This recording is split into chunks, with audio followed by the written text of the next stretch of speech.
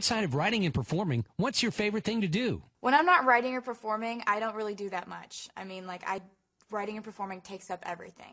So that's a big portion of my time. And, you know, when I'm not doing that, I'm usually like on MySpace and stuff.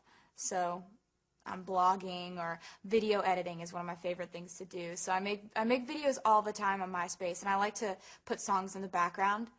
They're not allowed to be my songs, like they're other people's songs, and I put my home videos to them, and it's really fun. It's Taylor Swift's Fantasy Concert. Who's on the lineup with you? If I had to make an ultimate concert, best tour ever, it would be Katy Perry, Tim McGraw, Faith Hill,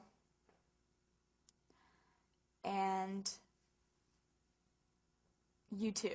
Now that you're traveling and touring all over, what part of the country or landmark did you get to see that stands out? I like to video everything that goes down on the road and put it up on my MySpace in video blogs and like edit it all together.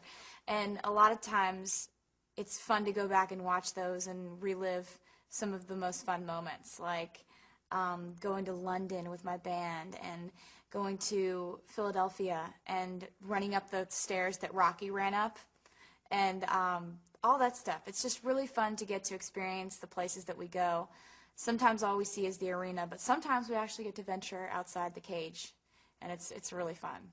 Have you ever whipped the tour bus into a Dairy Queen or Starbucks while you were on the road just because you craved something? I get different food obsessions on the road. It's really weird. Like my most recent one has been Cinnamon Toast Crunch.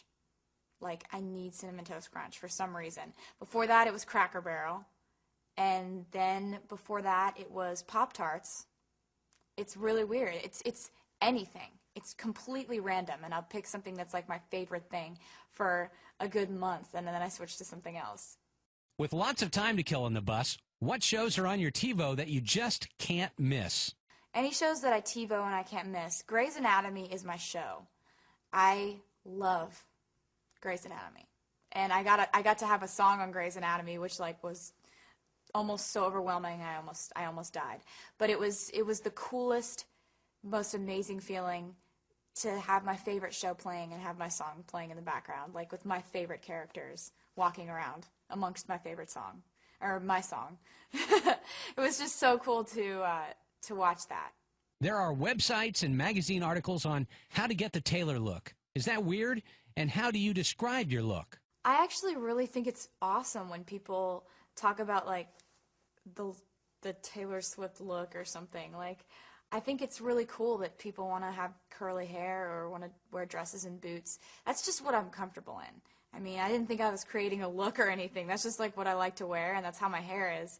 But what I've been doing lately, oh my gosh, I go on YouTube because I love to watch people get their makeup done. It's really really relaxing. So I'll go on YouTube and I'll type in makeup tutorials, and there are some that are teaching people how to do their makeup like the looks from my videos, like in Teardrops on My Guitar and stuff, and I watch them, and it's my favorite thing to do sometimes. When I'm really bored, I'll go on there and watch people curl their hair like mine and do the makeup looks, because it's really interesting to see their takes on it, you know? What's the hardest thing about writing a song? John Mayer said something in his blog one time that I thought was really cool, and he said he's still trying to figure out the fine line between a million records and artistic integrity. And I always remembered that, because it's not always the same. But I think that if you're just true to who you are and you write the songs that you write about what you like to write about and don't really care too much about if it's commercial, I think that that's what people really like anyway. You know, people see through it when you're trying to sell records.